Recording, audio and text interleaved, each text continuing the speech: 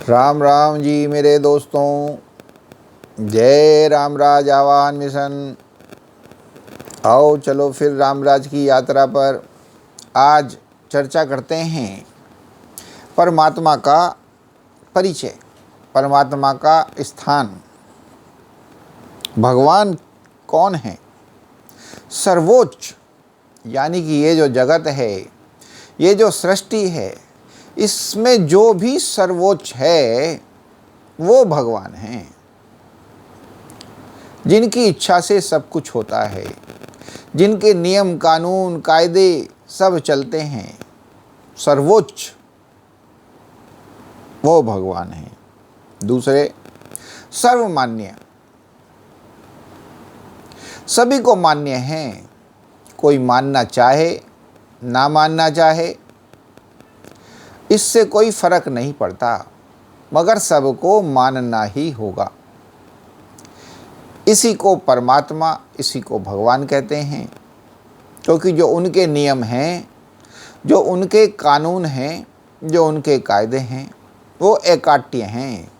कोई उन्हें नहीं काट सकता, उनको मानना ही होगा। दूसरे, सर्वज्ञ, वो सब कुछ जानने वाले हैं, उनसे कुछ नहीं छिप सकता। वो सर्वज्ञ हैं, यहाँ की वहाँ की बारीकियाँ, भीतर की सब कुछ, जो कुछ भी सृष्टि में हो रहा है, सब कुछ, क्योंकि उनके इच्छा से ही सब कुछ हो रहा है।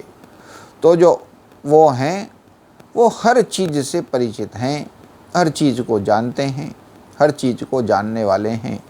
कोई ये ना सोचे कि उन्हें तो ये पता ही नहीं होगा।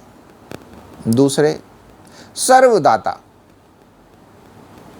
सब कुछ देने वाले। आज हम पर जो कुछ भी है या हमें जो कुछ भी मिल रहा है, उसके दाता, उसके देने वाले वे ही हैं।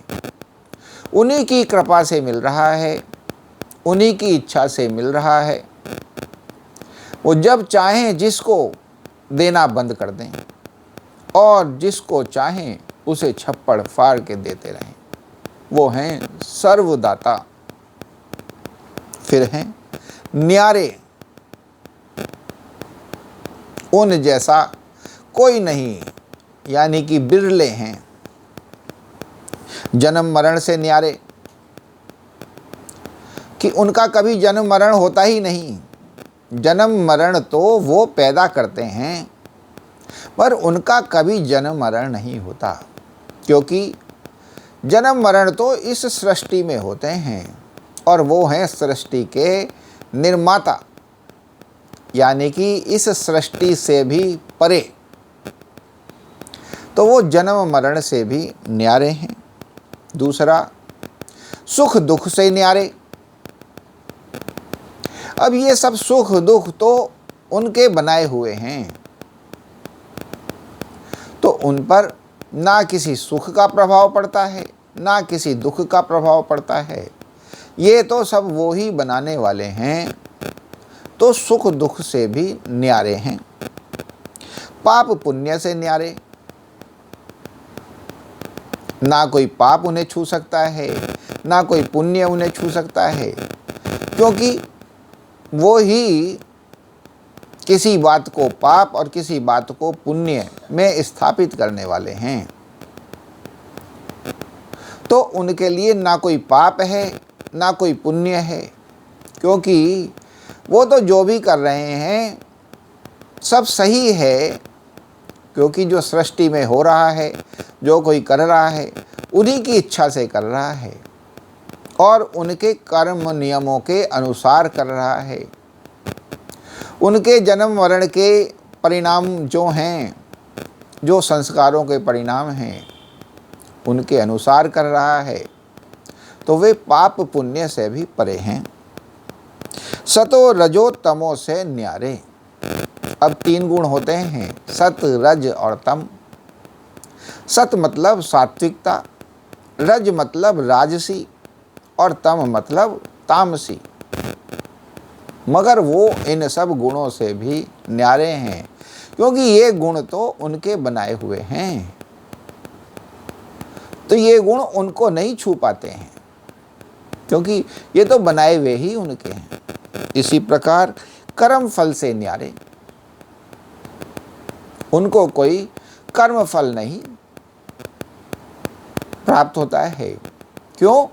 क्योंकि उनके जो कर्म हैं वो स्वयं नहीं हैं, स्वयं फलित हो रहे हैं, वो कुछ नहीं कर रहे हैं, सब फलित हो रहे हैं उनकी सृष्टि के नियमानुसार। उनके जीव जो सृष्टि के जीव हैं उनके कर्मानुसार ये जो फल हैं वो उन्हीं के बनाए हुए हैं, तो ये फल उनके सृष्टि के जीवों को प्राप्त होते हैं, मगर वो इस फल से न्यारे हैं, क्योंकि वो तो कर्म दूसरों को कर्मों के फल देने के लिए करते हैं, वो कर्म फल से भी न्यारे हैं। तो ये है समझने वाली बात, परमात्मा और भगवान। जब आप ये समझ जाएंगे कि ये न्यारे हैं, सर्वोच्च हैं, सर्वदाता हैं, सर्वज्ञ हैं, तो आपको इनमें विश्वास होगा, इनमें आस्था होगी और इनसे प्रेम होगा। क्योंकि जो हम जैसे इंसान हैं वो स्वार्थी हैं, अपने स्वार्थवश उन्हीं कार्यों में लिप्त रहते हैं जो हमारे स्वार्थवश हैं। और जब ऐसा हम अपने भगवान को, अपने परमात्मा को समझ जाएंगे तो फिर हमें उनमें अपना स्वार्थ दिखने लगेगा, और जब ऐसा होने लगेगा तो धीमे धीमे हमें उनसे प्रेम होने लगेगा। यही है सत्य। जय श्री राम।